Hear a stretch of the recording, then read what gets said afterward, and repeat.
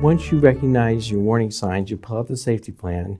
The second step is internal coping strategies, things you could do on your own to distract yourself from the crisis. Distraction is really important because if you're not thinking about suicide or thinking about your problems, then it's likely that that suicide risk is going to come back down.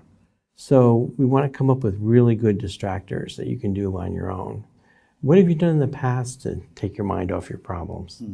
Home improvement shows, I kind of get into watching those. And gives me some ideas of things to do that I can build or make around the house. Is it a good distractor, do you think? It always works, or? Well, it's not so much watching the shows on TV as much as it gives me ideas. Then I go off and I'm onto YouTube figuring out how to do things that I haven't done before and learning a new skill.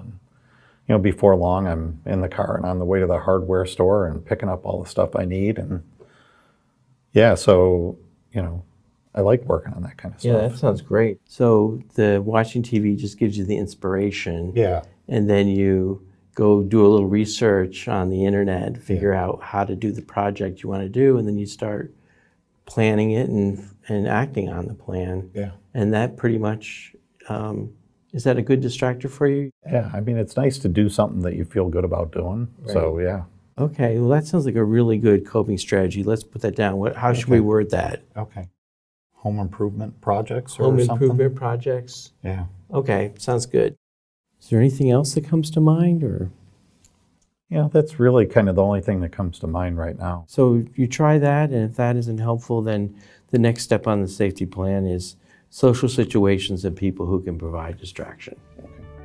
As you can see, the patient is now concentrating on positive, enjoyable activities that can distract him.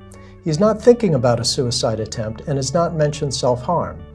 This seemingly innocuous conversation is also helping build rapport between the clinician and the patient. The next steps of developing the safety plan are just as important.